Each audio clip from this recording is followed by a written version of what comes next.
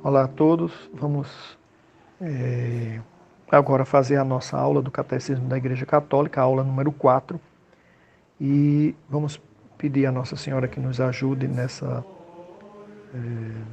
aula de hoje, para que a gente possa entender o que Nosso Senhor inspirou a Igreja para botar no Catecismo da Igreja Católica contra as heresias, né? Em nome do Pai, e do Filho, e do Espírito Santo. Amém. Ave Maria, cheia de graça, o Senhor é convosco. Bendita sois vós entre as mulheres. Bendito é o fruto do vosso ventre, Jesus. Santa Maria, Mãe de Deus, rogai por nós, pecadores, agora e na hora de nossa morte. Amém. Em nome do Pai, do Filho e do Espírito Santo. Amém. Hoje a gente vai estudar sobre a transmissão da revelação divina, né? Na semana passada nós vimos a parte que Deus se revela, vem ao encontro do homem, né? A revelação de Deus. Deus se mostra para que o homem conheça a Ele. Então a iniciativa é de Deus, né? Deus é quem se apresenta para o homem. Então vamos a partir do número 11, a pergunta de número 11 do compêndio da Igreja Católica, do Catecismo da Igreja Católica. O número 11 diz assim: por que e como deve ser transmitida a revelação? Deus quer que todos os homens sejam salvos e cheguem ao conhecimento da verdade, isto é, de Jesus Cristo. Por isso é necessário que Cristo seja anunciado a todos os homens, segundo o seu mandamento, e ide e ensinai todos os povos. É o que se realiza com a tradição apostólica. Então, a vontade de Deus é que todos os seres humanos conheçam o Evangelho, a sua palavra. Deus se revela. E por isso que ele diz em Timóteo, 1 Timóteo, né, quer que todos os homens sejam salvos e cheguem ao conhecimento da verdade. Então Deus quer que a gente conheça a verdade e através do conhecimento da verdade, que é nosso Senhor Jesus Cristo, venha a salvação, né, ganhe a salvação. E depois ele diz em Mateus 28, 19, ide e ensinai todos os povos. Né? Disse isso para quem? Para a igreja, para os apóstolos. Né? Então isso é que é a tradição apostólica. Quando a gente diz que a igreja se mantém através de um tripé, que é a Sagrada Escritura, né? A tradição apostólica e o magistério da igreja, né? O magistério ordenado. Né? Esses três pilares sustentam a igreja e tudo que é decidido nela. Vejam que os protestantes eles ficam apenas com a Sagrada Escritura. Não tem a tradição apostólica, mesmo porque eles não recebem a tradição, essa tradição, e nem o magistério da igreja. Né? Os pastores lá, eles não são sacerdotes.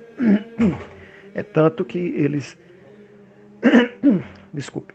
É tanto que eles não celebram a Eucaristia, porque não podem. Eles não são sacerdotes. Eles são apenas pastores, eles apenas pregam a palavra. Então o cristianismo protestante, ele não tem essas prerrogativas. Por isso, os sacramentos lá não têm validade. Bom, mas Deus se revela e pede à igreja que vá a todos os povos e preguem o evangelho. E esse evangelho é o desde sempre, o único, né?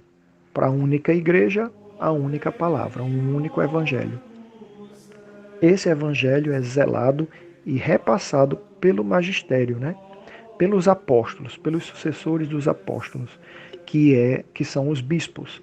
E esses bispos é que zelam e passam à frente para as próximas gerações o mesmo evangelho, né?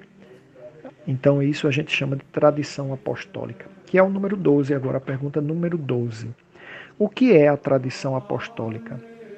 A tradição apostólica é a transmissão da mensagem de Cristo, realizada desde as origens do cristianismo, mediante a pregação, o testemunho, as instituições, o culto os escritos inspirados.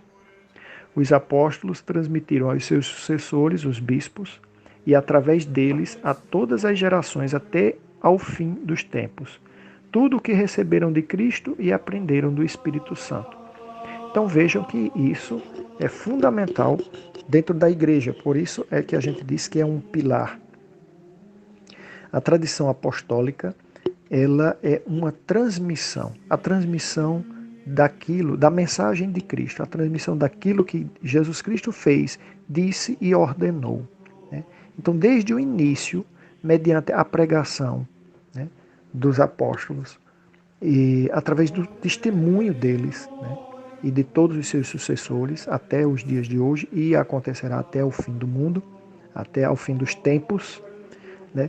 Também as instituições. Quais são as instituições? A própria igreja, as ordens religiosas, né, católicas, né, as entidades de organização da igreja, né, os movimentos da igreja, isso são as instituições.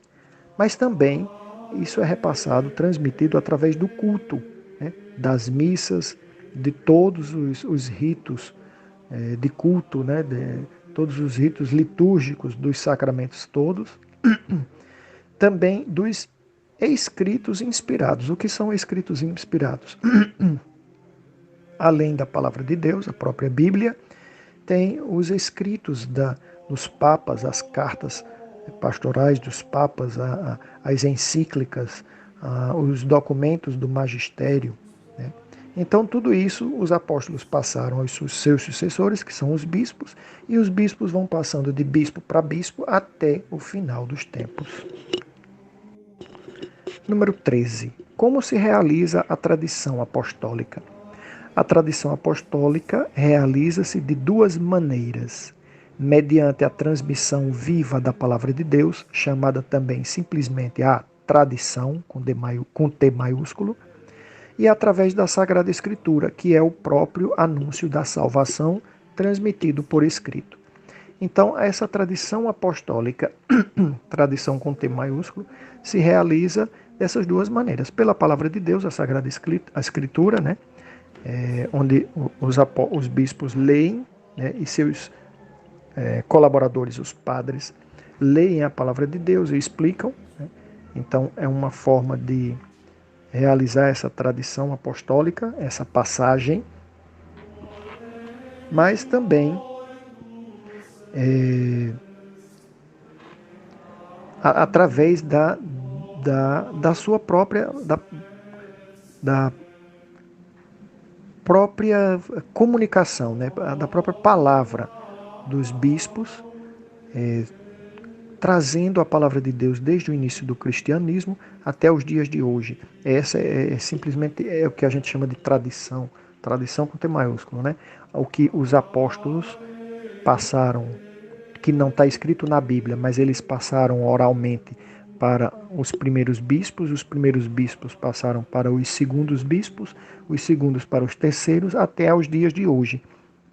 E muitas dessas coisas ficaram escritas, né, que são os escritos inspirados, não da Sagrada Escritura, mas de alguma forma inspirados pelo Espírito Santo, pelo próprio Deus, né, pelos santos, o que eles tinham de locução, de revelação particular, eles iam colocando nos escritos, que ficou para a igreja até hoje.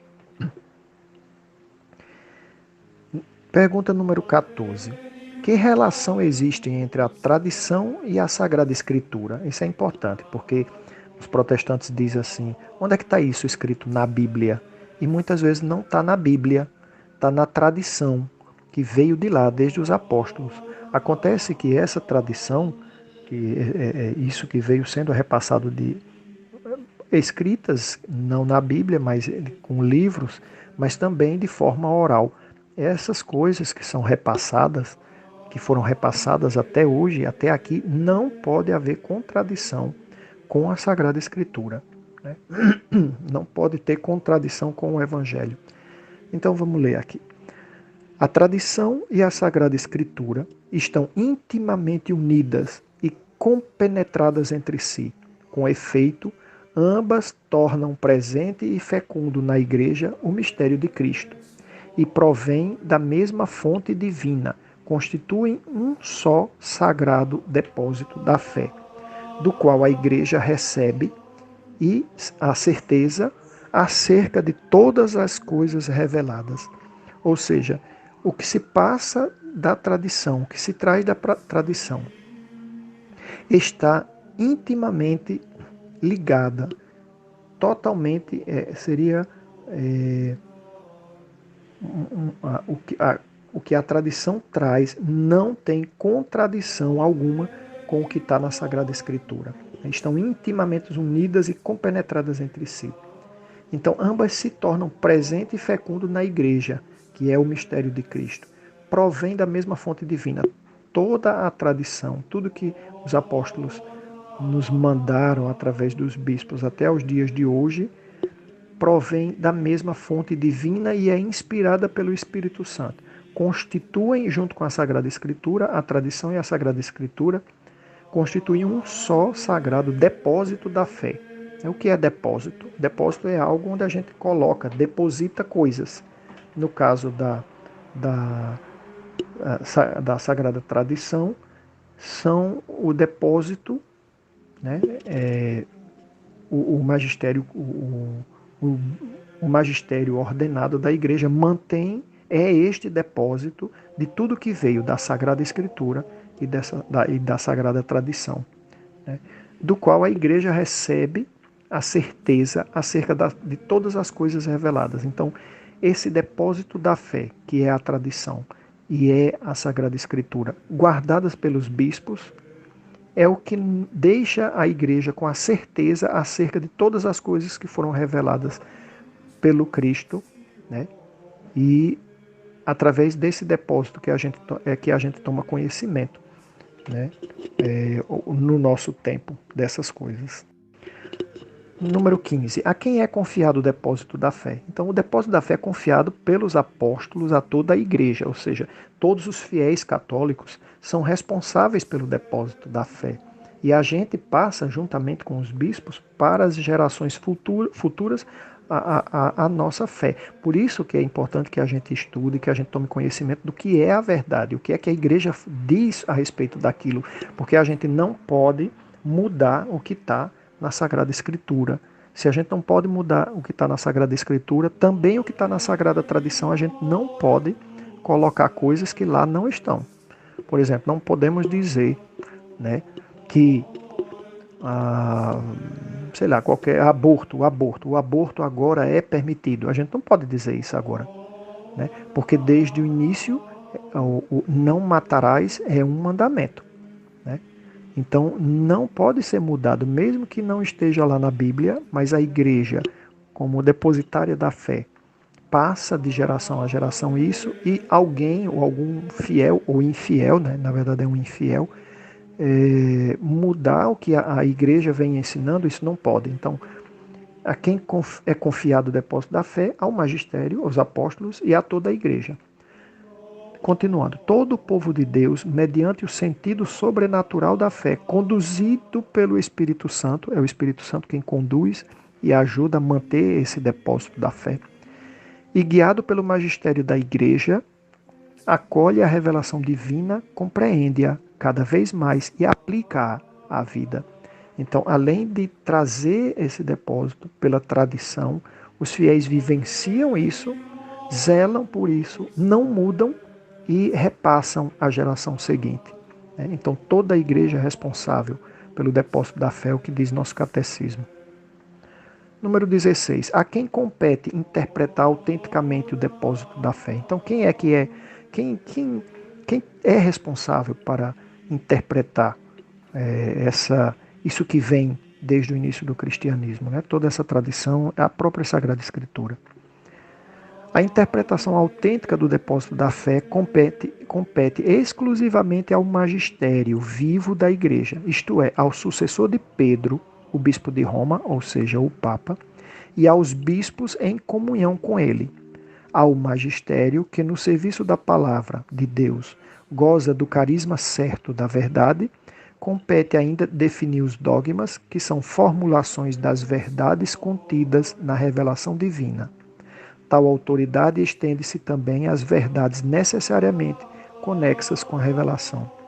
Ou seja, a gente quando lê a Bíblia, a gente tem as nossas interpretações, mas eu não posso sair pregando, dizendo que em nome da igreja aquilo é que é a verdade, é aquilo que vem da minha cabeça. Porque a interpretação da Bíblia e da Sagrada Tradição é de responsabilidade do magistério da igreja. Quem é o magistério? O Papa, sucessor de Pedro, bispo de Roma, juntamente com os bispos, todos os bispos do mundo inteiro que estejam em comunhão com ele. Então, é esse magistério que tem a responsabilidade de transmitir, interpretar, né, e repassar os dogmas, né, e a doutrina da igreja para a frente. Eles que são magistério, já vem, né? Magistério, daí vem a palavra professor, aquele que ensina, aquele que entende, interpreta e ensina. E isso é que esse é o papel dos bispos, né? Além de governar a diocese. Então, ele é o magistério que é responsável por definir os dogmas. O que são os dogmas? Dogmas são formulações das verdades contidas na revelação divina, ou seja, aquela verdade de fé que é desde sempre, mas que não é muito clara, a igreja vai e escreve e define isso como dogma. Dogma é uma verdade de fé revelada, que não estava muito clara, e a igreja veio e colocou num documento. Esse documento muitas vezes é chamado de bula papal, né? Então, por exemplo, a Imaculada Conceição de Maria, a igreja ouvindo desde sempre, desde o início do cristianismo, que a Virgem Maria, para conceber pelo Espírito Santo, teria que estar pura de qualquer pecado, a igreja interpreta, e Nossa Senhora fala isso, numa das aparições principalmente, né, que foi a de Lourdes, que ela foi concebida sem o pecado original. Ela é a Imaculada Conceição. Então, a igreja interpreta isso, vê que isso foi assim desde sempre, e é uma verdade que não estava muito clara, ela vai e coloca no papel e define como dogma, ou seja, coloca no papel aquilo que é a verdade de sempre, que estava revelada, mas não ficou clara. A igreja vai lá e coloca. Isso é que é um dogma. E por último, por hoje, o número 17. Que relação existe entre a escritura, a tradição e o magistério? De tal maneira estão unidos que nenhum deles existe sem um outro. Todos juntos contribuem eficazmente, cada um a seu modo, sob a ação do Espírito Santo, para a salvação dos homens. Ou seja, por isso que a gente diz que é o tripé da igreja, né? Os três pilares, a Sagrada Escritura, a Sagrada Tradição e o magistério, devidamente ordenado, né? Então, esses três pilares, eles se ajudam, eles juntos contribuem eficazmente, cada um no seu modo, para através da ação do Espírito Santo, para a salvação dos homens. Então, esses três pilares da igreja, eles servem e se servem entre si para a salvação das almas. Então, essa é a nossa aula de hoje. Qualquer dúvida que vocês tenham, me manda no privado e eu vou respondendo. Se for algo que for bem particular, eu respondo para a pessoa em particular. Não sendo tão particular, eu respondo aqui no grupo, porque todos aproveitam e têm acesso. Fiquem todos com Deus, Nossa Senhora os ajude e vamos nos manter firmes para aprendermos mais sobre a doutrina da nossa igreja. Essa foi a quarta aula do Catecismo da Igreja Católica. A próxima eu vou gravar a Catequese Litúrgica da Missa, a quarta aula da Catequese Litúrgica da Missa, e na sequência a gente vai já para a quinta aula da história da salvação.